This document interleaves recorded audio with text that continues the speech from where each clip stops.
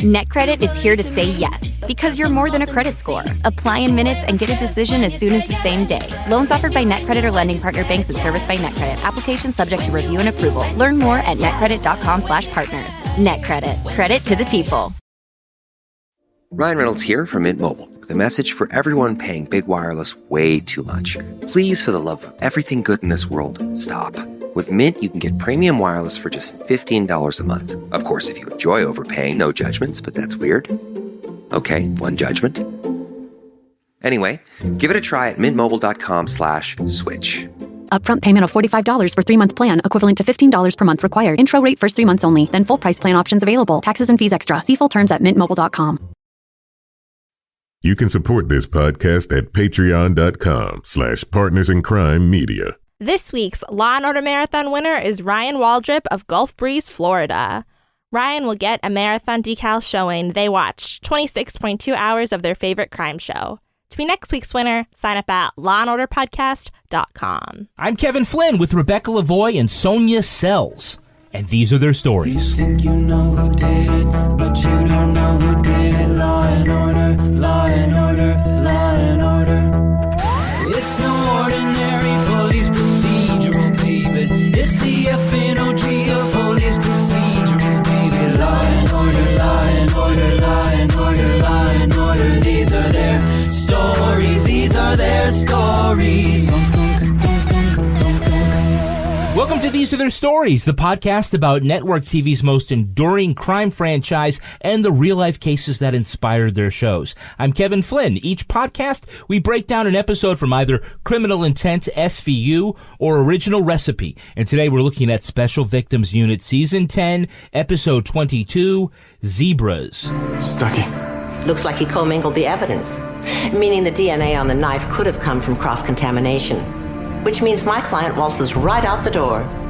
Joining me to do just that is true crime author and the host of Crime Writers On and Slate's Mom and Dad Are Fighting podcasts, Rebecca Lavoie. Hello, Rebecca. Hello, Kevin. I kind of feel like slapping you right now. Why is that? I'm partially inspired by this episode, but also because I have a terrible cold, and I just wanted to let you know in advance that it's not you, it's me that feels like slapping you. Okay. Okay, because there is a lot of slapping in this episode. Not enough. Rounding out our panel is our special guest from the In Trouble for Talking podcast, Sonia Sells. Hi, Sonia. Hi, how are you guys? Good. Now, of course, fans of In Trouble for Talking will not recognize your name unless you give your on-air name. Hillary Banks. Ah, there you go. As in Hillary Banks from Fresh Prince of Bel-Air. Please say it's that. Yes, of course it's that. just like ethnically ambiguous with big hair and just like a Valley Girl kind of voice, you know. I'm all about it. And maybe slightly crossed eyes, but maybe not. Possibly. You know what? If I take my glasses off, probably, yeah. I love it.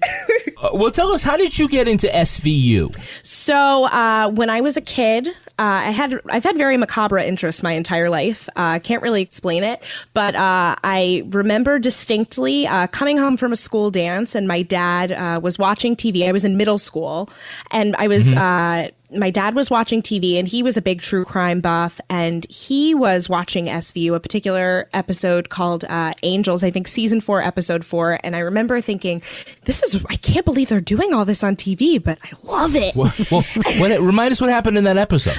This is the one where it is the little boys from Central America who are hiding on the bus, I believe, and they were kidnapped. They were brought here to be adopted by pedophiles, I think, something like that. So that was the dance. Never mind that. What's going on with these kids? Exactly. Like 10, 11-year-old me was like, I'm fascinated. This is great. Yeah. I just don't want to be on that bus. Right, no. Yeah, it is true. Yeah, I do remember when SVU was first on, there was so much talk of like vaginas and like all sorts of body part stuff that I remember at the time, even though I was not in middle school, I think I was a fully grown adult by the time SVU came on the air, I was like, they can do this on TV. Yeah. And it is pretty unbelievable. Just like it was very to the point. Like these kids were brought here for sex, and I remember being terrified but very intrigued. That sounds terrible. But no, I get it. Totally get it. Not intrigued for my own purposes, of course. Sonia, of all the franchises, which two cops are your favorite detective team? Favorite Law and Order detective team. I'm going to have to probably be boring and basic and say Benson and Stabler. However, I don't think that Munch and Fin get as much credit as they deserve because they're just so adorably mismatched, but yet still have this really sweet personal dynamic, like for two people who aren't really about their feelings. They just really are like true brothers. Yeah, I love them too. And I have to say, the more our guests talk about Munch and Fin being their favorites, I think my original favorites I stated in the first episode were Briscoe and Green, but I think I want to push that aside and maybe sub in Munch and Fin. Because I have to say, every argument I hear from Munch and Fin, I'm totally on board Their with. dynamic is so cute. It is. And weird. And super weird. We're going to talk more actually about Munch and Richard Belzer later on, but it is funny because Belzer and Ice-T are not traditionally trained actors. Really? Yeah. How can you tell? I mean, you gotta love the transformation that Ice-T went from cop killer to cop himself. Like, this is what he's most known for now. So talk about a 180. And he also went from being Ice-T to just Ice-T. So he has grown. And at Final Level is also what he's known by on Twitter. That's true. Oh, he has not stopped. And this is a great episode that shows it. He's wearing like a beautiful fitted jacket during like one of the hilarious chase scenes in this episode, which I know we'll talk about. And underneath like the beautiful fitted jacket and like the really well fitted pants, of course, with the super thick gold chain just like sticking out. Just in case there was any doubt that he was an urban. He came from an urban background. Thank goodness for that jewelry to contextualize. We needed that signal. We white folks needed that signal for sure. Sonia, who's your favorite prosecutorial team? Favorite Law and Order District Attorney Prosecutorial Team. Ain't no team. All about Barba. All the time. Ooh, It's nice. all Barba all the time. And let me tell you, because I did my research today, just preparing for this. So I remember him coming in, and after a series of what I like to call, there's like the law school strictly for models, apparently. Just like tall, skinny, like perfect bone structure women just cycling in and out, like all ADAs. And then it was a dude that came in, and I'm like, all right, going in a new direction with this, whatever. But then I remember in his first episode where he is doing the trial and he has the actor put the belt around his neck and he's like, oh, come on, you can pull harder than that. And I was like, oh, he's got no chill whatsoever. I'm so into this. And then on top of right. And then the guy like loses his shit and he's like, see? But then I thought I was sold. And then he started speaking Spanish. And as the kids say, that's when he became daddy. Barba has grown on me. Yes. He definitely has. And he doesn't have to wear a chain for me to know that he's right. He's just got to slip that Spanish in every once in a while to remind people he's from the streets. Okay, now let's take a look at the first half of this episode, SVU Season 10, Episode 22, Zebras. A Central Park rollerblader loses control and falls right into the exact bush where a woman's body had been dumped just minutes earlier. Stabler and Benson arrive on the scene to find crime tech Dale Stuckey, a.k.a. Scrappy Doo, all excited about the crime. The victim has the word guilty written on her forehead. Her baby is found with the word innocent. Now, photo in the mom's digital camera show a community service garbage crew nearby. Peter Harrison went home with a bloody finger. Stabler and Benson find he's paranoid and a conspiracy theorist. So Finn finds a bloody switchblade in his closet, and the DNA matches the victim. And so ends another 6-minute episode of SVU. Oh, but wait. Seems like Stuckey intermingled the invoice number on the evidence from the crime scene with that from the apartment. Judge Elizabeth Donnelly gives Stuckey a dressing down. Case is dismissed without prejudice. You can't dismiss. He's guilty, Your Honor. You must be Dale Stuckey. I am good at my job, okay? And I'm... Mr. Stuckey, you're out of order and seriously deluded. If this is your idea of doing a good job, you're in the wrong line of work. No, you don't know me. I don't care to. Sit down and shut up. Finn and Munch tail Harrison to Coney Island, where he tries to escape by, no shit, getting on a car in a fun house. Then Finn and Munch, even more no shit, chase him by commandeering the next funhouse car. But somehow Harrison escapes. Soon after, another woman is found murdered under the boardwalk, the word guilty also written on her forehead. Munch recognizes someone on the conspiracy website who knows where Harrison is hiding. It's his crazy ex-wife, who in this case is actually crazy. She points them towards Harrison's hideout where he escapes by, again, no shit, pulling on a rope, which drops a vat of poisonous gas while he flees through a hole in the wall. Okay, now this is a ridiculous... Wait, that was all one half of the episode? That was just one half of the show. Okay, just checking. So I want to start by saying, like, the episode starts and is named for the expression, when you hear hoof beats, don't think zebras. But literally this show is the epitome of thinking horses, but it actually being zebras. Like, over and over and over again. Just like, could it be a less accurate description of how things tend to go on this series as a whole? It's true. And can we just talk about that cold open for 1 second? Because that whole thing with the dad and daughter rollerblading through Central Park and like the dad being hapless and being like, hey, daughter, look how cool I am. They make these cold opens, like the finding the body, as if the body wouldn't have been found if the guy hadn't done that exact thing at that exact moment, right? Well, it seems like it's easier to find a dead body in the thick bushes of Central Park than a baby stroller left right in the middle of a walkway. With a crying baby in it. With a crying, yeah. A baby who doesn't have his pacifier, but is not crying. Right, which, by the way, a baby that is also like a completely dropped plot point that never comes up again in the entire episode. Right. The fact that Olivia didn't try to adopt that baby is amazing. She does try to adopt every single baby. It's a miracle she doesn't have like a We Are the World, like a rainbow coalition of children at her home at this point from like just abandoned children. From every case she's ever worked. But we haven't gotten to this. We haven't gotten to the point about how terrible Stuckey is. Like one of easily the worst thing that's ever happened to this show, in my opinion. That is serious overkill for an unarmed woman, right? Hey, what if it's a warning? Like she's in cahoots with the mafia, but double-crossed them, and now they're sending a message. I was just going to ask, like, how punchable is he? I literally, all I could think, because I remember thinking this initially when I had watched it years ago, but watching it again recently, all I could think is John Ralphio from Parks and Rec going, the worst! Like, just the worst. Just, like, it feels a little bit like when they bring in, you know, the step kid, or you know what I mean? Like they Cousin Oliver from the Brady Bunch. Yes, he was the Cousin Oliver, but it takes a turn. But we'll get there. Now, this has got to be the most unbelievable chase of all time. Harrison just cuts the line at the Coney Island Funhouse, and Munch and Fin just get in the next car to go after them. Don't they realize they're both going the same speed? Yes, and wouldn't a better tactic be just to wait at the other side of the ride for him to emerge? Like all the mothers are doing? Yes, because where the hell else is he going to go? Is he going to like jump up and jump into one of the coffins with those like ghouls that sits up? I mean, that's apparently like basically what happened. He like scurried out. Like it was because, and this would have been avoided if they would have just waited at the end. It also would have been avoided if they weren't literally the worst tale I have ever seen in procedural police history. It's true. You have a guy who's dressed like he's straight out of Compton, except with a John Varvatos jacket over it, and another guy who looks like the guy from Homicide: Life on the Streets. Oh wait, it is that guy walking after him, totally not subtly, just looking side to side, and that is their tale on a paranoid schizophrenic who clearly is looking for tails all the time. It was ridiculous. Right, the world's most mismatched, like older gay couple taking this romantic ride through a fun house.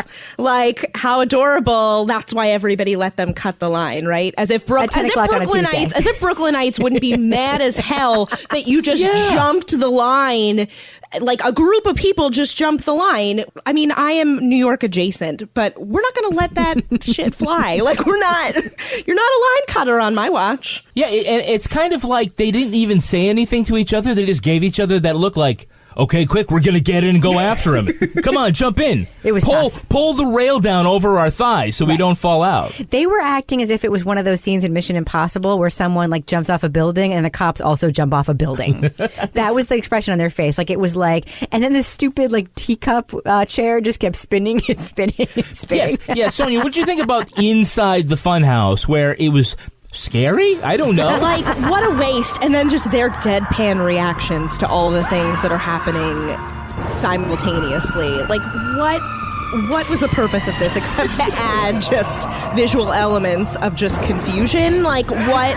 Like all these like the clowns and the mannequin vampires come out. I I'm just genuinely shocked Ice-T would agree to this period. He seems like the kind of person who'd be like, hell no, I'm not going in no haunted house. Well, he kept like, looking left, looking right, looking left, and looking right. Like, you're supposed to keep your eyes focused on something. That's why you're in here. You've stared down killers with guns, but you're going to pee a little. That's right. When you see the true horrors. The true horrors of New York City. All right, drum roll, please. It's our very special guest star, Miss Judith Light. Yes. The best. Now, Judith has appeared in 25 episodes of SVU. She was first on as the supervising ADA, then elevated to Judge Elizabeth Donnelly. So Sonia, she's as close to a regular cast member as just about any celebrity guest star. She's a huge deal. And I love that we get two incredible Judith Light moments in that we get a good Judith Light, like, read to filth, where she's just shitting on everybody across the room. Like, you did a terrible job. You're only out on a technicality. You should basically go kill yourself. Like, she just was not taking any prisoners, so to speak, literally. But she was not taking any prisoners. But also that scene a little bit later on where Elliot comes to her apartment and she's like standing there in the doorway. Elliot. My apologies, Judge Donnelly. This is not a social call. Well, then this is highly improper. And a pity. Like, I was waiting for a man to like come into the frame and be like, come back to bed. Like, she was like older lady sexy, killing it. Yeah, she wants it. And so she basically, like, that happens twice in the episode where he shows up at her door and she's like, oh, I'm sorry, you're just here for police work. I thought you were here for doing it. A social call. Yeah. Yes. And then later in the episode, which I know we'll get to later, but like there is that little moment where they think she's in danger and Elliot says, should we put you up, can I take you to a hotel? And she's like, you didn't hear that. And like to live, she's got it for him. And it's hilarious because she's so badass that you don't know if she's being ironic. Right. And I love everything about it. She's wonderful in this role. And she doesn't let anybody fly in that courtroom. She says, sit down and shut up. She goes, everyone take your meds. Take your meds. She's the best. That little scene is my favorite scene in this whole episode. Now, we also have an appearance by another very special guest star. It's Carol Kane. Yes. As Love Munch's her. ex-wife. I was going to tell you, I'm thinking about going back on my medication, so maybe we could be together again, huh? Goodbye, Gwen. I gotta go. John, please don't leave me, John. I gotta go. But everything's going so good. Now, as far as ex-wives go, this is Munch's first of 3. And this is also the one who slept with Briscoe. In these crossover episodes, you find out that Briscoe slept with somebody from New York. Oh, it's and the it same happened to be one? Munch's ex-wife. It was her. So we've seen her on Homicide. And one other time, which was at Munch's retirement party. When Munch retired, there was a big party scene. And Clark Johnson from Homicide was there as Meldrick, and a bunch of his ex-wives were there, and it was sort of like a homecoming for. So for SVU fans, this would have been the first time they were introduced to Munch's ex-wife, right? That's true. Yes. So the first half of the episode, like when they're talking, and you're like, oh, Munch is like kind of weirdly flirting with the crazy lady, and then he throws out that line, "She's my ex-wife." Like that was probably a surprise. It could have been, but even people, Sonia, who like followed Homicide and know Munch's background, if they see Carol Kane, it's like, this is SVU. She could probably be a physicist that she'd never met before, because people come around as repeat offenders all the time in different roles. People will show up for any reason. But I mean, I feel like it seemed kind of plausible that they were married just because he had that same sort of soft spot when his uncle appeared that time, like that same all of a sudden, like a little bit, not that he's not sensitive when interviewing, but he had like a little bit softer of an approach, and it was like a little like repartee between them. And he like took off the glasses. They just like they just fit together. Right. When he took off the glasses, that was like the real tell. But like, how cute were they? Like, I mean, it was kind of sad because she's like, oh, I want to go back on my meds and like maybe this could work out. And he was like, bye, and just like swept his cape on out the door. Well, Carol Kane does play crazy haha very well in Kimmy Schmidt. Oh, of course. And Taxi and Princess Bride. It's basically her brand. But here she plays crazy sad. And for like all of the things that were nutty about this episode, the one thing that could have been a punchline wasn't. Right. Yeah. It's shocking, right? Because everything else in this episode was kind of a punchline and kind of ridiculous.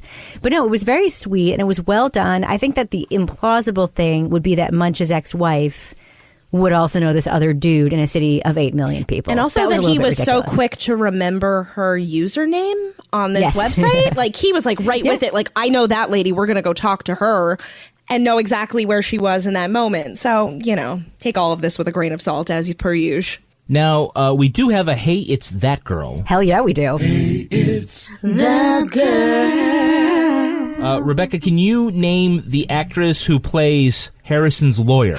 Can I name him or will I name her? Will you name her? That is Kelly Bishop, a.k.a. Emily Gilmore, a.k.a. the greatest dowagess in television history. She is an incredible... Maggie Smith was better, but I'll give her second place. Maybe the greatest dowagess in American television history. Okay. Kelly Bishop is an amazing character actress.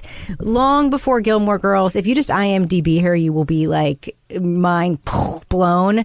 But certainly when she walks on the screen now, Emily Gilmore is the thing we all know her for. And she was 100% Emily Gilmoring it in this episode. If Peter contacts me, I'll urge him to turn himself in. In the meantime, you do your job and I'll do mine. She was tough. She was strong. She wasn't taking any BS. And she was standing up for a mentally ill person, which she also does an awful lot in the Gilmore Girls, because Lorelai Gilmore was arguably quite mentally ill. Sonia, did you recognize Kelly Bishop? I did not. I think I have a lot of quote unquote white interests, but it doesn't necessarily extend as far as Gilmore. Yeah. I'm like looking at her IMDb now, and it's a bunch of stuff that I'm like, oh yeah, I meant to get to that. So no shade. I have a lot of white interests too, and I don't know who she's talking about either. Yes, so it is maybe the most basic white chick thing ever. To know her from Gilmore. It's like a Smucker's Jam commercial. Who believes Harrison's elaborate setup where he escapes from his lair by pulling a rope like the Joker and acid spills everywhere? Do I believe it or do I think it was awesome? Like, what does that question actually mean? Do you think it was awesome? Let me read you the note I wrote down when that happened on the show. Oh shit, Peter set a dope trap. Like, that was a dope trap. Like, it was incredible. No, I didn't do it. And I didn't kill you. You did it to yourself.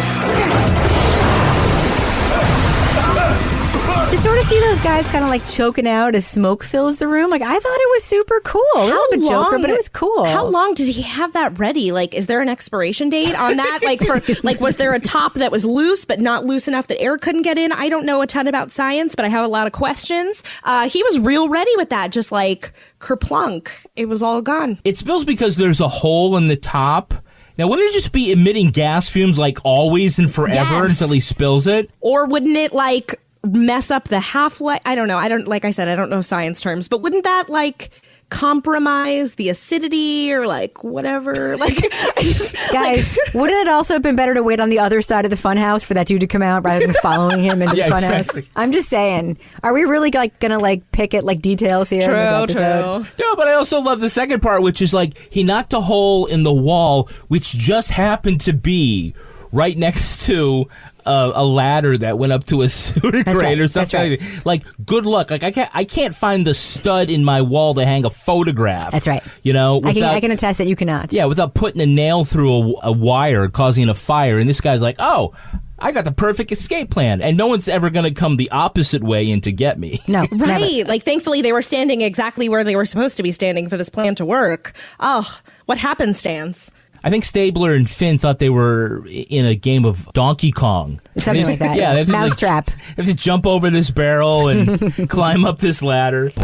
Surprise bill? Need fast funds? CashNet USA can help. When you need money fast, be the hero.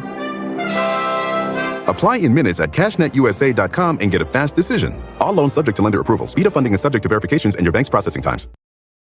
Did you know that parents rank financial literacy as the #1 most difficult life skill to teach? Meet Greenlight, the debit card and money app for families. With Greenlight, you can set up chores, automate allowance, and keep an eye on your kids' spending with real-time notifications. Kids learn to earn, save, and spend wisely, and parents can rest easy knowing their kids are learning about money with guardrails in place. Sign up for Greenlight today at greenlight.com/podcast. If you share a fridge with someone, Instacart can make grocery shopping so much easier. With family carts, you'll share a cart and each add what you need. Between the two of you, odds are you'll remember everything. So no more milkless cereal. Minimize the stress of the weekly shop with family carts. Download the Instacart app and get delivery in as fast as 30 minutes. Enjoy $0 delivery fees on your first 3 orders. Service fees apply for 3 orders in 14 days. Excludes restaurants. Now let's look at the second half of this episode. Stabler and Benson find an art professor who shows them Harrison's recent violent paintings. Stuckey tries to convince everyone the painting is a confession, and Stabler finally tells him to shut the fuck up already. You are an obnoxious little jackhole. Elliot, it's not. Let him go. Let him go. Get out of here. Captain, he just assaulted me. You have to write him up. Only one getting a rip around here is you, Dale. He just accosted me. If Elliot puts your head through a wall, I'm going to have to do a lot of tiresome paperwork. Get out of my squad. They get a secret call from Harrison's lawyer, who's in her office and being threatened by the fugitive. It takes Stabler and Benson about 37 seconds to get to the office and put the cuffs on him. They throw him in the car while the lawyer promises to follow them in her car. But as soon as she turns the key, the doors lock and the car fills with poisonous gas, killing her instantly. The word guilty was written on the mirror. Harrison seems to be targeting everyone who wronged him. They check the entire HVAC system at Judge Donnelly's house, but fail to see the giant syringe sticking out of the chair she sat on. The detectives give lots of concerned looks, but she pulls through anyway. Meantime, the forensic break in the case. They find in the dead lawyer's car, no, not a fingerprint, but a dead mosquito they are absolutely sure bit the person who put the gas bomb in the vehicle.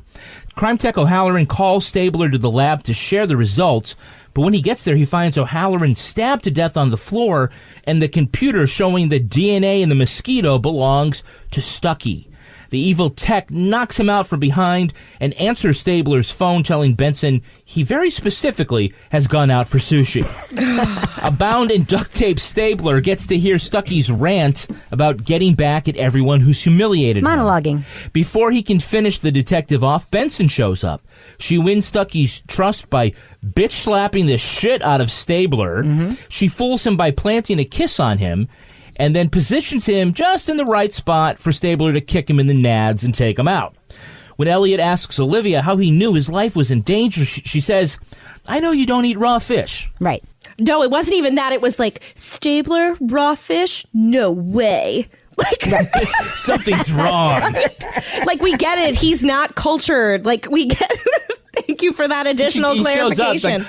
I'm just trying to branch out, broaden my horizons a bit. Right. And I, again, just the incredible speed with which these lab reports were processed to get the belly of the mosquito in time, as if nothing else in the whole city of New York is going on that could take priority over this. It's called Zebra because it describes a theory of a crime that is far more elaborate than it has to be. It's also a medical term for a diagnosis which is way overly complex than what it may actually be. So, case in point, the locked car filling up with gas to kill the lawyer. I can't get the door open!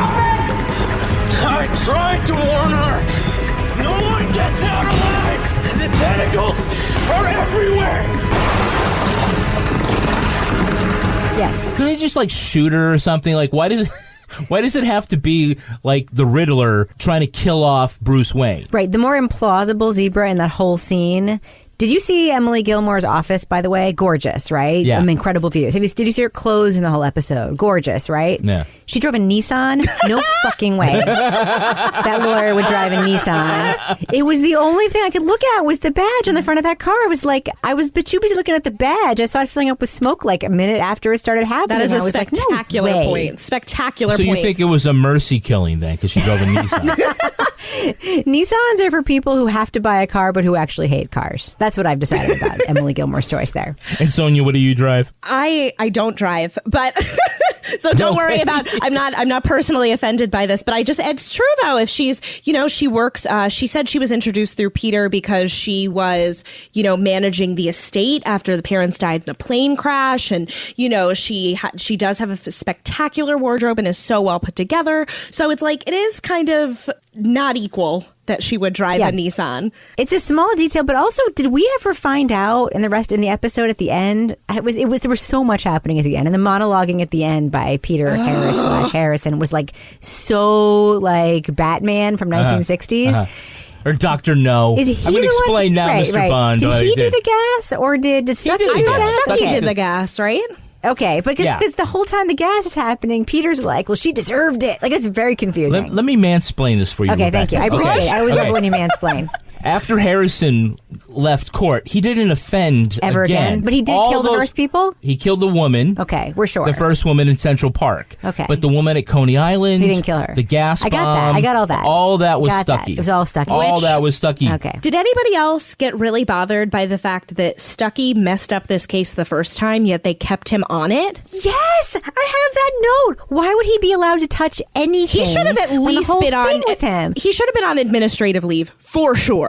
Because you he blew should not have been allowed a case, to be there. but you're certainly not continuing to work on the case that you messed up the first time, because you could easily plant evidence for a vendetta. I mean, not to go the full murder spree route that he decided to go on. So can you imagine them presenting this in court? Your Honor, we have a witness to the murder. It's this mosquito that's only ever bit one person.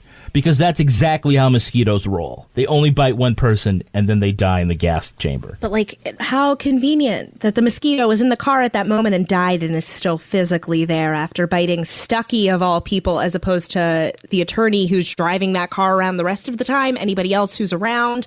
I don't know.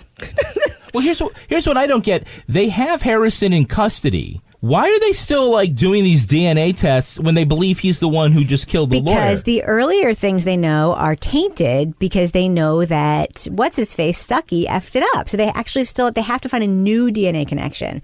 But all I could think this whole time, and maybe it was just me, I see mosquito, blood, and BD Wong, and the whole time I'm like, this is going to turn into Jurassic Park. Immediately. Yes! That's all I could think the whole time, was they're going to make like a baby dinosaur or baby Stuckey out of this mosquito blood. It was really, really ridiculous. That would be like somehow more annoying than like any other sort of animal sound. Would just be like Stuckey's face on a like velociraptor body. But at least for something, he would then have like some form of purpose. So that would be a nice, I guess would be a nice step.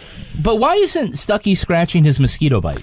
That I was waiting for. I was waiting for him to be like, oh, because you know how this show is like so on the nose, to just be like, oh, I got this mosquito bite. It's really been bothering me. And like, that's what connects the dots. But instead, it's just like, this mosquito placed here conveniently has Stuckey's blood in it. At the end. Just got a little hydrocortisone. He's rubbing it on the side of his neck. Oh, yeah. This is a show in which Judith Light says the line, "My house is safe," and then immediately sits on a syringe full of death chamber chemicals. A giant syringe. This is not a show that cares about details like the one that you just brought up, Kevin, and you just need to let that shit go. Okay, I'll forget that. Wait, am I being dumb now? Because who planted the syringe? Was it Stuckey? Oh, Stuckey. He was in the house. Apparently Stuckey did everything. Stuckey was like freaking Batman and like was everywhere and did everything, right? Yeah. He was. So before he wasn't Batman, he was the Joker. So before we go too far, at this point, I have my quick story about this episode in particular. Just like updating from my younger years of watching SVU as a child, way too young. Cut to college, 2010. 420 happened to fall on a Tuesday, which we called SVU's Day. May or may not have been, celebrating the holiday at my sorority house. And this episode I hadn't seen before, but I had seen prior Stuckey episodes before. So there I am, may or may not be under the influence, watching Stuckey turn bad in the course of the episode and being like, what is happening? Why? Like, what? Like, I thought he was a good guy. What is happening? And that is when I learned to not mix SVU and drugs. Weed. Yes. Okay, Sonia, I need a ruling. What was the best part of Olivia's plan to disarm Stuckey? Was it slapping Elliot many times than he needed to? Making out with Stuckey, or repositioning him so that Elliot can just Rochambeau him? I think that technically the best thing was getting him in the right position for Elliot to, kick him. But I literally have in my notes, okay, improv Olivia. She was so ready for this. You like it because we get each other. We're connected. You are connected? Yeah. Let's take care of the third wheel. Wait. Just wait 1 second. I want him to watch. Watch what? Watch this.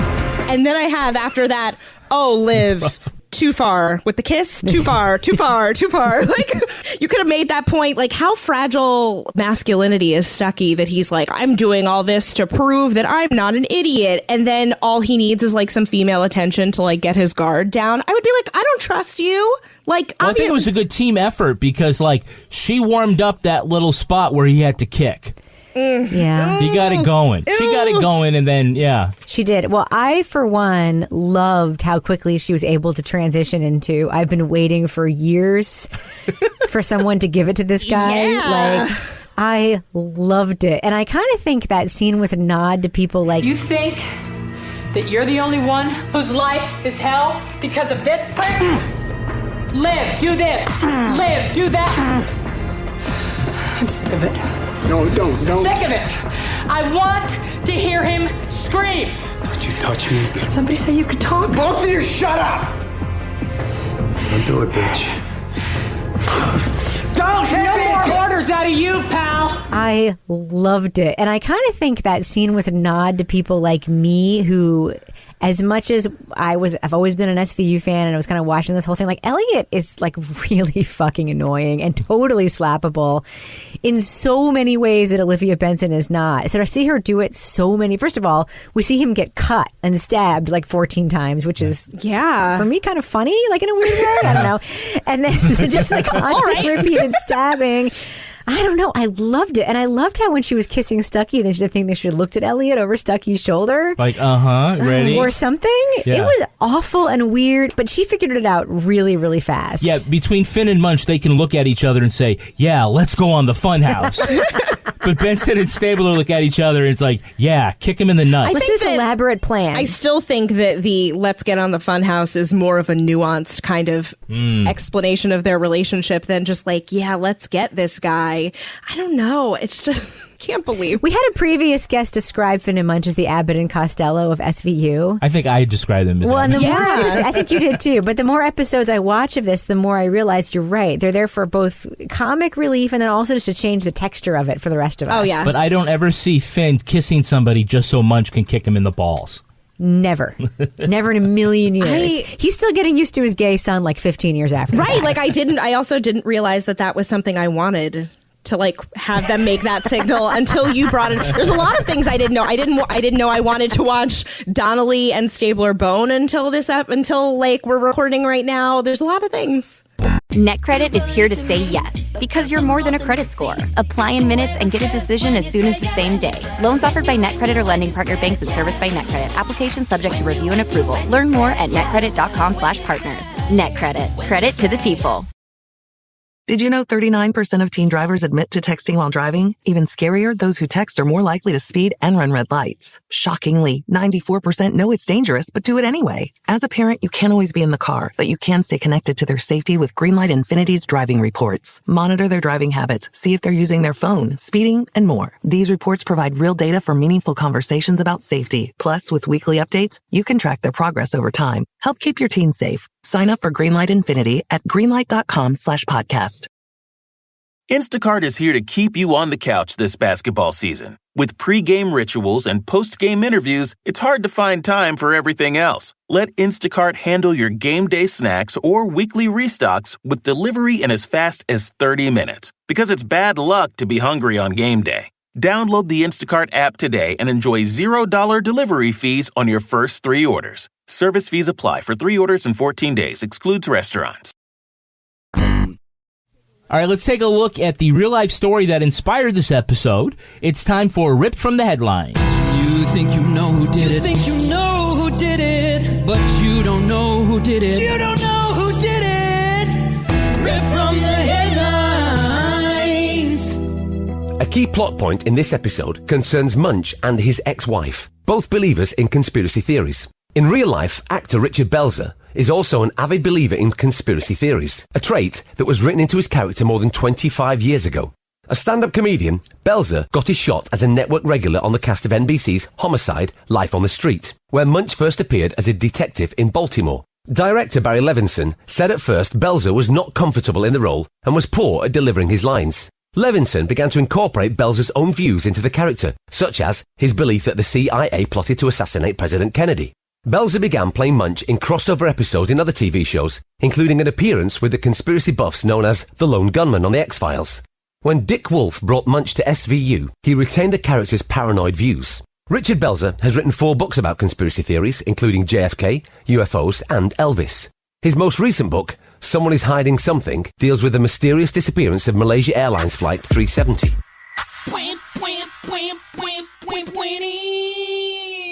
So it must really suck to make small talk at lunch with Richard Belzer. It either sucks or it's awesome. I was going to say, you now added another thing onto my list that I didn't know that I needed until this moment, which is all of Richard Belzer's books. Just like a pure nonsense. Well, you know, So, whatever. Did you catch the ball game last night? But here's the thing about someone like Richard Belzer, the conspiracy theorist, right? Yeah. You know he's right about like 8% of the things he's talking about. Like, what? Well, there's got to be some like kernel in there, right? Like maybe some weird JFK thing that he says is true, or maybe some weird, like, it's Richard Belzer. So I'm willing to go with it and just buy the books and read them. I'm willing to do it. I'm sorry. What does that say about me? I just think it's interesting. You know, everybody's entitled to their views, and like, let's see if he's got a point. You know, let's hear the man out. He might be onto something. Okay, Grassy Knoll, go. Fun fact, if you go to the 6th Floor Museum in Dallas, there's a whole section of that museum devoted towards like examining conspiracy theories. Narrated by Richard Belzer. From your lips to God's ears. Oh, like one of those audio tours, like you put your headphones in, it's like, now we'll switch over to Richard Belzer and his thoughts on what really happened to John F. Kennedy. All right, let's finish this bullshit tour. You can look out that window. Nothing happened there. Come with me down to the grassy knoll for the man with the umbrella. Here's a real question, though. Wouldn't you rather have lunch and a beer with Richard Belzer than Michael Moriarty? Oh, shit, yeah. Absolutely.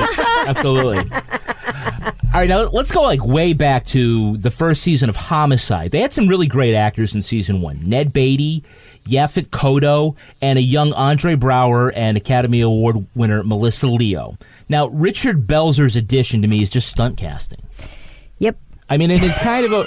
Yeah. Right, and to me, in a way, it's kind of like when they first bring on Ice-T in season 2. No, it's you're like right. This is a dare, right? No, it's sort of like this is the thing to bring. He's the curiosity to make people watch. I mean, that's a thing that's like standard in TV casting and mainstream TV casting. Think about like Tony Danza being cast in Taxi. They cast him because he was a real guy named Tony who happened to be a boxer, and then they cast him as a guy named Tony who happened to be a boxer on Taxi, right? It's sort of like, let's see if this works. That's a thing that's been happening forever. It kind of like, think about LL Cool J. What is it? What's that stupid CBS show he's been on for a million years? Well, I mean, who paved the way? What is it? It doesn't matter. NCIS, It's not the Law and Order franchise, so I'm not concerned. That's right. But it's a show that I've never seen, but that I happen to know that like millions of people watch. It's always like a top 5 for some confounding reason. Yeah. It's that. Method Man was in The Wire, and I mean, there are certain performers that want to get in to acting as well. Harry Styles was in Dunkirk. I mean, and Frank Sinatra was he wanted to be in From Here to Eternity. Was he in From Here to Eternity? No, he didn't get the part. That's why the horse head wound up in the guy's... that was in The Godfather. No, but in real life, that was the story. It was based on... It doesn't really matter. You're just pulling in a new audience, potentially, because, you've got these, a bunch of relatively straight actors that you may or may not recognize from things, but, like, Ice-T's audience may not necessarily be who you would expect to be the Law & Order SVU watching audience, so he brings that in. Richard Belzer, same thing. They bring in a bunch of these names because it's like, oh, yeah, I like you. Let's see what you're up to right now. And it's easy to poo-poo Richard Belzer and Ice-T as casting choices, but their two characters are among the longest-lasting characters in the history of television. Yeah, we're clearly. going on 18 seasons for Finn, and over 20 seasons. Almost, I think, 25 seasons for Munch. And Munch still comes back for cameos now and then. Remember the last season when he came back and he was babysitting Olivia's baby? Yeah. Who is now a kindergartner? I don't know if you guys have watched the recent episodes. I don't know where we jumped like 4 years into the future. What the hell was that? But anyway, I don't know why he's like a full child now, but either way. Now, the character Munch holds the record for appearing in 10 different television series on 5 different networks. Wow. The character. Right. And as played by Belzer. So that includes Unbreakable Kimmy Schmidt, Arrested Development, 30 Rock, and The Wire as Munch. Rebecca, my question, why? Because Richard Belzer can't do anything else. But yes, I get that he would play. He only has one character to play. Why do these other people keep dropping Munch into the middle of their? Guess what else has appeared in episodes of shows across networks and over time for about the same period of time that Munch has? Superman? Hudson University. We are Hudson, where the bad guys go to school. Oh, yeah. Hudson University is not just specific to SVU. It is not just Rape U, as we like to call it in our house. It is actually like to call it that? It's a ubiquitous fictional New York university that shows up over and over and over again. It's kind of like a nod, kind of like those 555 telephone numbers that are in every TV show ever. Like Richard Belzer as Munch is like the 555 telephone number of characters. Like, is there a police show without Richard Belzer at this point? A show where, like, can you even have a police show? He wasn't in The Closer.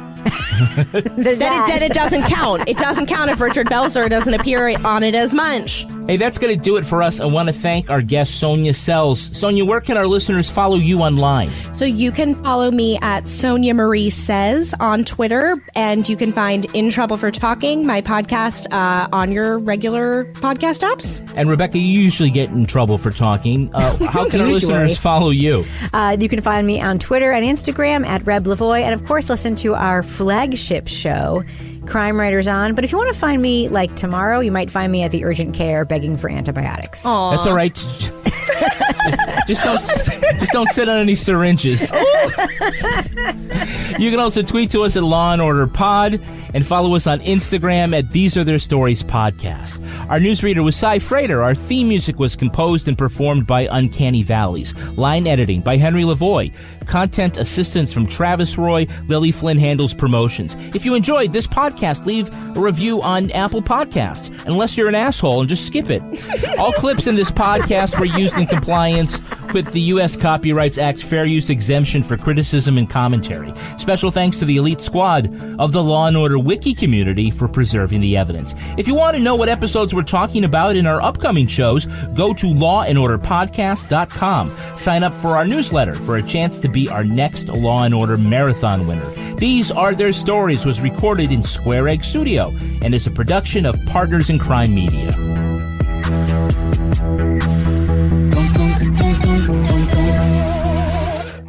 Partners in Crime Media. Did you know 39% of teen drivers admit to texting while driving? Even scarier, those who text are more likely to speed and run red lights. Shockingly, 94% know it's dangerous, but do it anyway. As a parent, you can't always be in the car, but you can stay connected to their safety with Greenlight Infinity's driving reports. Monitor their driving habits, see if they're using their phone, speeding, and more. These reports provide real data for meaningful conversations about safety. Plus, with weekly updates, you can track their progress over time. Help keep your teens safe. Sign up for Greenlight Infinity at greenlight.com/podcast.